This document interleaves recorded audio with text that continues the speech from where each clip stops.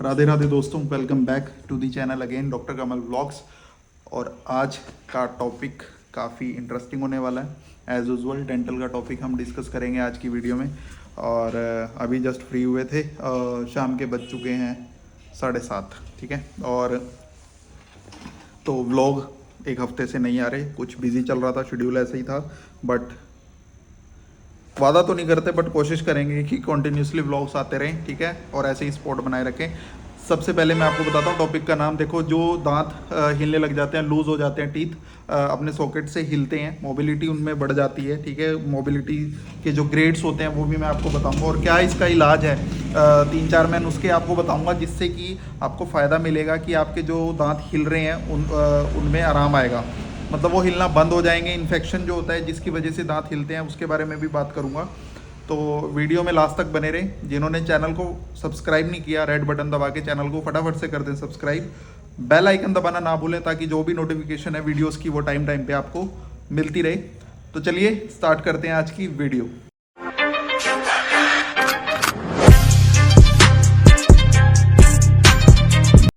तो सबसे पहले बात करते हैं ग्रेड्स ऑफ द मोबिलिटी, ठीक है।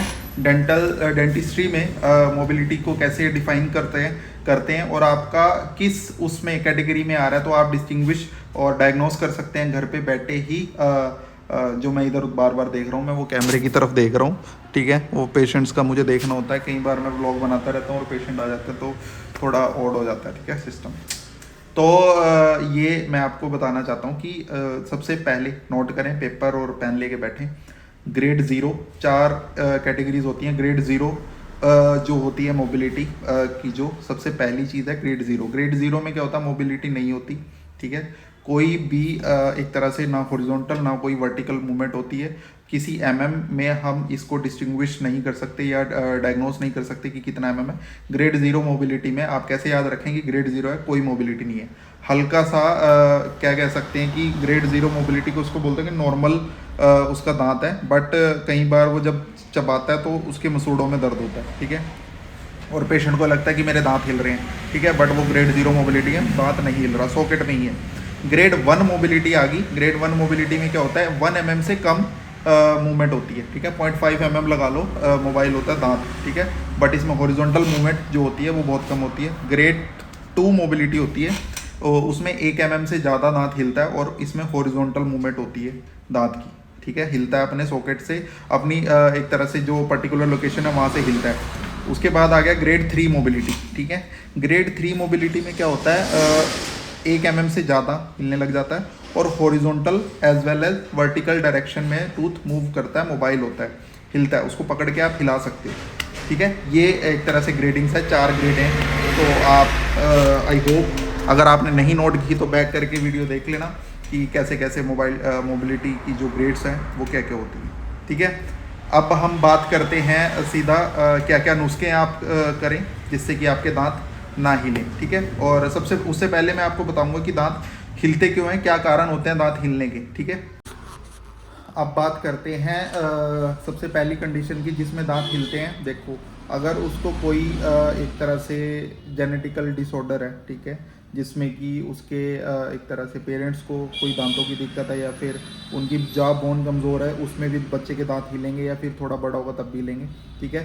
सेकंड, पायरिया की कोई प्रॉब्लम है, क्रोनिक जिंजिवाइटिस है, उसमें भी दांत हिलते हैं, ठीक है। बंदा क्रोनिक स्मोकर है, बहुत ज़्यादा एक तरह से कैलकुलस है, स्टेन्स हैं, ठीक है, बहुत ज़्यादा एक तरह से दांत गंदे हैं और भर भर के उसका एक तरह से कैलकुलस और स्टेन्स जमा हुआ है मुंह में, उससे भी कई बार हम जब वो हटाते हैं कैलकुलस या स्टेन जो भी डिपॉजिट होता है तो दांत अपने पर्टिकुलर लोकेशन से हिल जाता है, मोबिलिटी होती है, ठीक है।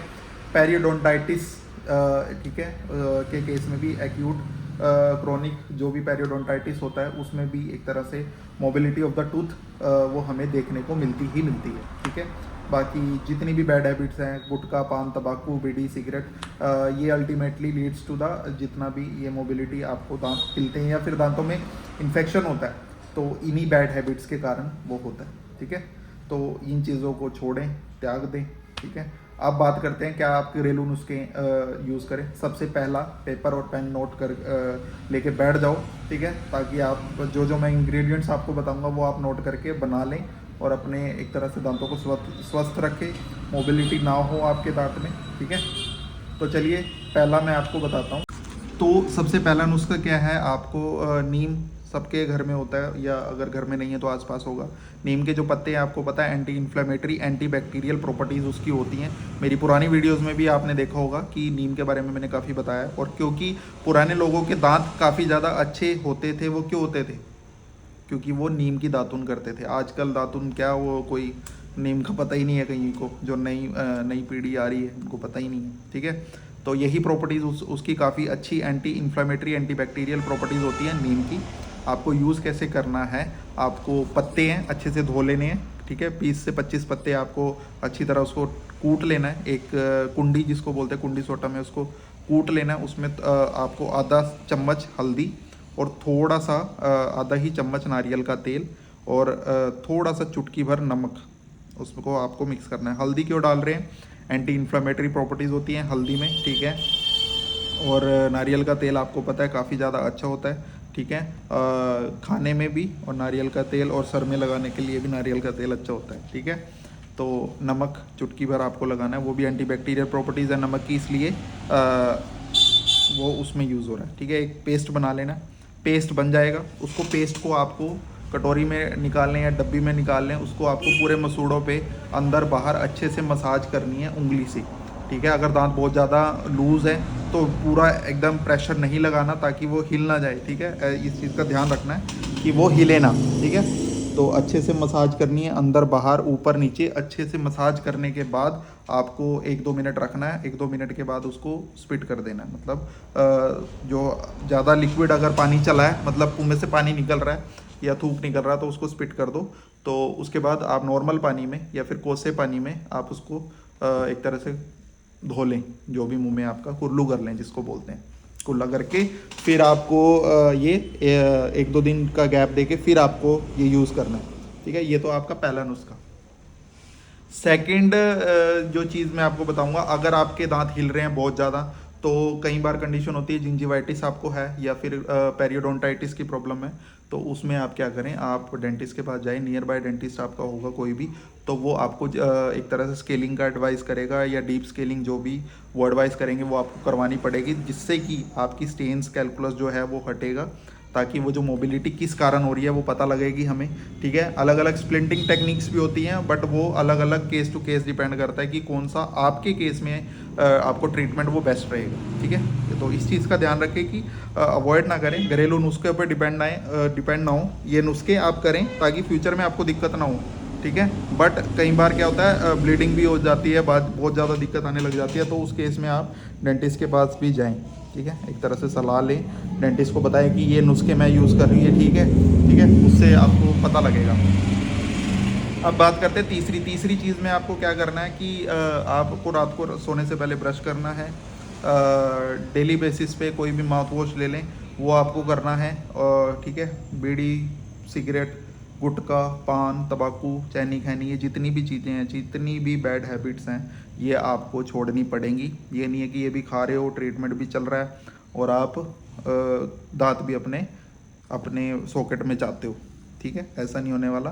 तो ट्रीटमेंट चलेगा तो मतलब जो असर जो होगा चीज़ों का तभी होगा जब आप अपना फरेज करेंगे, ठीक है। तो वही चीज़ है, अपना ध्यान रखें, अपना डाइट का ध्यान रखें स्पेशली, ठीक है। तो यही था। बाकी जो भी आपको कोई भी इशू है, कोई भी कंप्लेन है, कोई भी आपको सिम्टम दिखाई दे रहे हैं अपने दांतों से रिलेटेड, तो आप अगर यमुनानगर के हैं तो श्री श्याम डेंटल क्लिनिक है हमारा, ससोली रोड भी ऑन रोड। हमारे गवर्नमेंट स्कूल जो है बिल्कुल सामने पड़ता है, गवर्नमेंट स्कूल के बिल्कुल सामने ही है श्री श्याम डेंटल क्लिनिक। आप आ सकते हैं, ओपीडी हमारी फ्री है, ठीक है, और रेट भी हमारे काफ़ी रीज़नेबल है, ठीक है। आपको सर्विसेज सारी प्रोवाइड करेंगे जो भी डेंटल रिलेटेड सर्विसेज हैं, ठीक है। और ऐसे ही प्यार बनाए रखें। यूट्यूब पे सब्सक्राइब जरूर करें हमें, इंस्टाग्राम पे फॉलो जरूर करें, फेसबुक पे भी फॉलो करें और गूगल पेज पे हमारा रिव्यू भी डालें। जल्दी ही आपसे मिलते हैं नेक्स्ट वीडियो में। आई होप आपको अच्छी लग रही होंगी वीडियोज़ जो भी हम डेंटल की डाल रहे हैं। बाकी ऐसे ही प्यार बनाए रखें। जल्दी मिलते हैं आपसे नेक्स्ट वीडियो में। Thank you so much. जय हिंद, राधे राधे।